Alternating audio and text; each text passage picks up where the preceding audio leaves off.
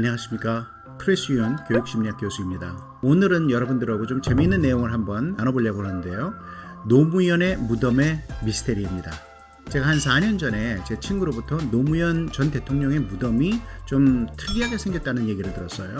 그래서 그 사진을 찾아본 결과 과연 대한민국의 대통령이 이러한 디자인의 무덤을 가질 수 있는가 하는 그러한 생각을 하게 됐어요. 그래서 제가 김해의 봉하마을에 직접 가봤습니다. 한 4년 전에 찾아가가지고 한 2시간 정도 그 지역을 보면서 좀 흥미로운 사실들을 여러분들하고 같이 나누려고 합니다. 무덤의 디자인을 보면은요, 우리가 음모론에서 많이 말하는 프리메이슨, 일루미나티 이런 단체에서 사용하는 어떠한 특이한 심볼, 상징들이 들어가 있다는 것이죠. 그래서 세 가지의 심볼을 찾을 수가 있었습니다. 사람들이 그래요. 그럼 프리메이슨하고 일루미나티는 어떤 조직이냐? 사실 이 두 가지가 다른 조직인데 서로 협력하는 관계고, 특히 최고층 지도자들은요, 이 두 그룹에 다 같은 영향력을 미치는 사람들로 되어 있다고 합니다. 자, 그러면은 봉하마을에 가가지고 가장 놀라운 것들이 뭐냐 하면은 첫째, 피라미드였었어요.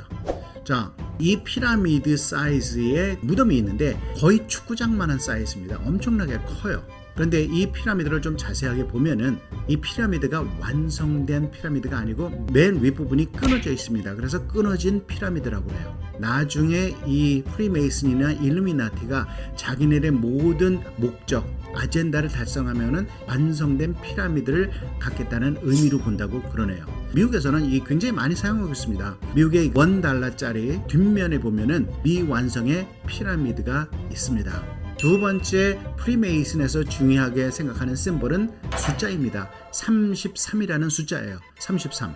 이 33의 숫자는 왜 나오느냐 하면은 이 프리메이슨의 이 지위의 단계가 있는데 33단계까지 있다고 합니다. 33단계가 가장 높은 지도자급에 있는 사람들이라고 그래요. 그렇기 때문에 숫자가 중요한데, 자, 여기서 무덤을 보면은요, 좀 특이하게 칸이 나눠져 있죠? 이 칸이 뭐냐 하면은 사람들이 걸어 다닐 수 있는 길들이에요. 근데 이 길을 잘 보면은 뭐냐 하면은 노무현 대통령이 죽은 것을 추모하기 위해서 많은 사람들이 쓴 내용들이에요. 이런 것들을 수천 개를 만들어 가지고 붙여 가지고 길을 만든 거예요. 그래서 길을 만들었는데 갈라진 틈들 하나하나를 잘 보니까 33개의 섹션이 나온다는 것이죠. 그래서 이것도 굉장히 흥미로운 상황입니다. 또 하나 중요한 것은 뭐냐 하면은 일루미나티에서 중요하다고 생각하는 심볼 중에 하나가 부엉이에요. 부엉이. 그런데 부엉이 바위가 있습니다.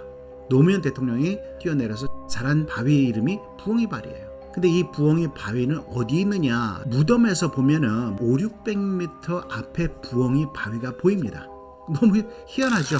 아니, 어떻게 프리메이슨에서 가장 중요한 심볼로서 생각하는 그 세 가지, 굉장히 중요한 심볼 세 가지가 무덤에 딱 들어가 있는 거예요. 그리고 이 무덤을 보면은요, 시신이 묻힌 그 장소는 피라미드에서 제일 밑쪽에 있어요. 맨 아래쪽에 있습니다. 위에는 커다란 돌이 있고 그 밑에는 동으로 된 두꺼운 쇠가 아주 크게 깔려 있습니다. 네 시신은 절대 바깥으로 나오면 안 돼. 그래서 쇠로서 막아놓은 다음에 그 위에다가 돌로 올려놓은 것이 아닌가라는 추측되는 거고요. 그럼 과연 이런 것을 누가 디자인을 했을까?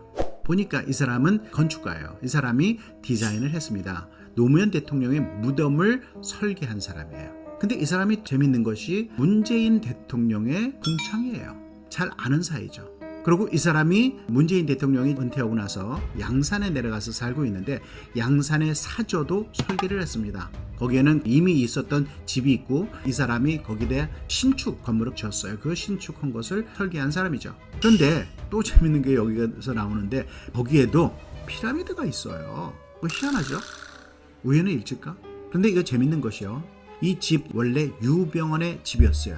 우연의 일치일까?